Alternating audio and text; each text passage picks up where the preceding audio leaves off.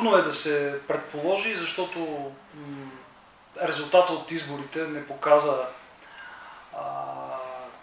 лесна формула. Партиите на протеста, трите основни партии, които участваха в мащабните протести преди година в България, заедно не сформираха мнозинство. И им е нужна още една формация. Част от тях се отнасят скептично към БСП. БСП, това е години наред основна опозиционна на ГЕРБ формация, но новата политическа звезда Слави Трифонов като че ли е твърде скептичен към БСП. Нещо повече, Слави Трифонов избърза да предложи състав на правителство, което пък беше прието като някакъв политически егоизъм от страна на другите партии на протеста. И ето как още преди първото заседание на Народното събрание се натрупа много напрежение. Затова и не може още да се каже със сигурност ще се състави ли правителство. Все пак аз смятам, че по-скоро да. Защото първо народа все повече го иска. Второ, всички партии на практика имат интерес от съставяне на правителство. Дори ГЕРБ има интерес от съставяне на правителство на партиите на протеста, защото ГЕРБ иска на тях вече да им се падат трудните задачи.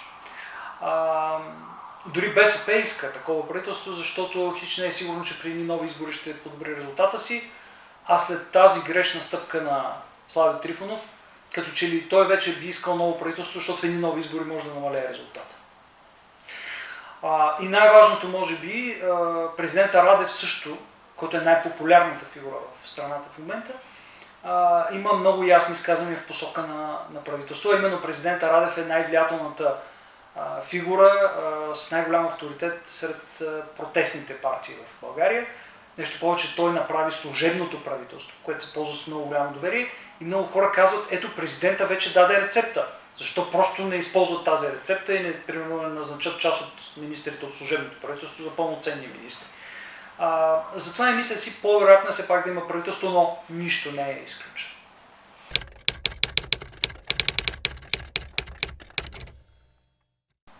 Строго погледнато, може би не е политическа криза, защото изборите си бяха редовни. Честно казано, има ясен мандат от страна на българското общество, мандат за промяна. Но да, има кризисни елементи, защото веднага след предходните избори трябваше да има нови избори.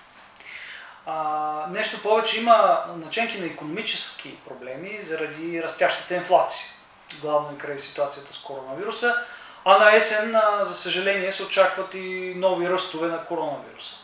Всичко това означава, че България влиза в кризисен период, несъмнено, и е добре България да има стабилно правителство.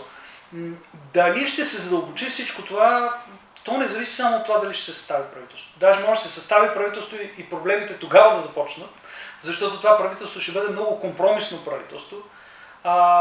Знаете, че компромисните правителства, така да се каже, договорените правителства, не са и много реформаторски правителства.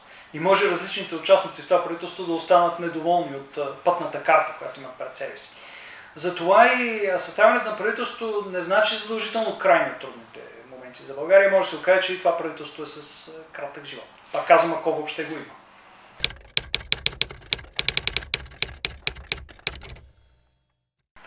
От една страна в България в момента, особено и край новото правителство, което се очаква нарастване на западното влияние, да се каже. Ясно се вижда, че и Демократична България, една от основните сили на протеста, е близка с западните фактори. Ясно се вижда, че Слави Трифонов се стреми да получи одобрението на западните фактори. Затова говори и състава на правителство, който е предложи преди няколко дни, както и изявленията му трайно в подкрепа на Европейския съюз и НАТО.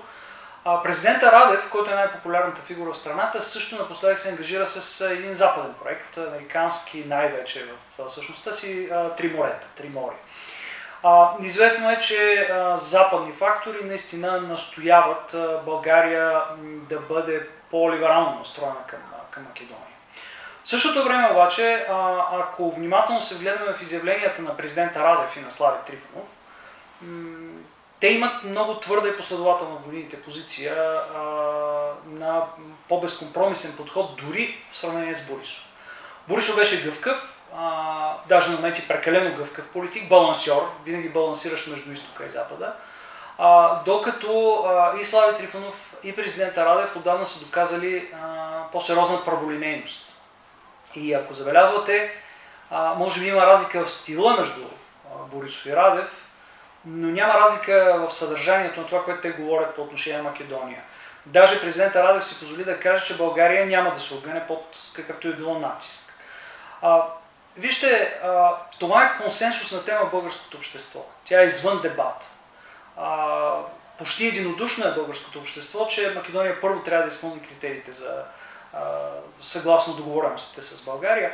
И второ, все пак не бива да се забравя, че позицията на България е формулирана от парламент и то с много голямо мнозинство, което означава, че не е толкова лесно тази позиция да се промени. Хубавото е, и аз държа да го кажа като изследовател на общественото мнение, че в българското общество няма предубеждение на битово, на ежедневно, на човешко ниво, няма злорадство към Македония. Въпреки че на много места може да се чуе някакво раздразнение от позицията на официално Скопие. Но когато става дума за народа, двете страни на границата, няма никакъв проблем. Ще ви дам един много прост пример. Когато имаше спор Скопие-Атина за името, аз лично като изследовател очаквах в България едва ли не да има някакво солидаризиране с гръцката позиция, защото много хора правят паралел между гръцката и българската позиция към Скопие. Нищо подобно. Оказва се, че българите инстинктивно застават на страната на своите братя. Което значи, че не е прекъсната най-важната връзка. Емоционалната човешката връзка. От българска страна е така. И още нещичко само трябва да се каже. Нещата са много по-прости. Имаше договор, имаше комисия. Едва ли някой може да спори много, че от страна на Скопие действията на тази комисия бяха блокирани. И ако просто тази комисия работи и се изпълняват точките по договора, аз не виждам какъв проблем би имала България с това.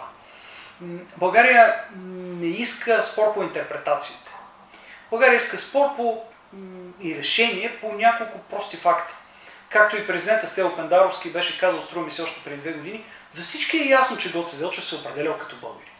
България не иска повече от това да се признае, че основните дейци на революционното движение, на вътрешната организация, не са имали съмнения относно своя етнически произход. Те може да са имали една или друга политическа визия, но на етническо ниво не е имало разлика между това, което днес се нарича българин и това, което днес се нарича македонец. Или това, което тогава се наричал българин и тогава се наричал македонец. Това са били тогава две думи за едно и също нещо. България, българското общество не очаква повече от това и пак казвам, българското общество запазва своите най-топли чувства към обществото в Македония.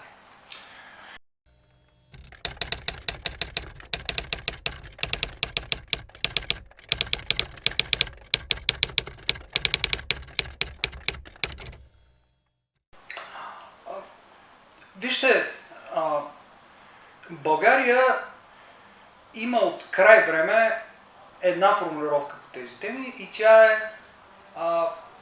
както хората го наричат, както устава на Македония го нарича, така нататък. Тоест ние казваме македонски език според Конституцията на Република Македония. България няма защо да отстъпва от тази формулировка. Аз не виждам с какво тя е обидна за днешна Република Северна Македония. Републиката има право да нарича своя език както намери за добре. България няма как със сила да наложи нещо друго. Също така България е наясно, че има принцип на самоопределението и днес много хора, болшинството хора, огромната част от славянското население в Република Северна Македония се определят като македонци. Но България трудно би приела, че това се отнася за далечни исторически периоди. И вижте, тук не става дума за позицията на една Гърция, която засягаше античността. Някак си по странен начин за мен Гърция транслираше национални понятия свързани с нациите от съвременността, от новата история, ги отнасяше към античността. Тук става дума буквално за вчерашния ден. където има ясни документи, извори, собственоръчни изявления и така нататък на цялото революционно движение, които са очевидни. И до средата на миналия век аз мисля, че за непредубедения читател, слушател и изследовател няма съмнение, че единствената разлика между населението в България и населението в днешна Македония е политическа. Тя не е етническа, не е културна и битова. Затова проблема с България е по-лесно решим. Оказва се обаче парадоксално, че не е така. Българската страна също трябва да извърви своя път. Това е ясно. Като начало България не накрая трябва да има своя политика спрямо Македония, която е политика на свързаност. България дълги години нямаше ясна линия спрямо Македония. Българските политически елити не се интересуваха много от тази тема. И тук вашия въпрос е изключително уместен, защото за България това не е просто сантименталната тема от миналото. Това не е просто темата на историческата справедливост или на заедничката история. За България това е темата и за едни хора там, които и днес се изявяват като българи. И действително България трябва да намери път към тези хора, така че аз смятам, че и София има доста дълъг път да извърви, не само Скопие.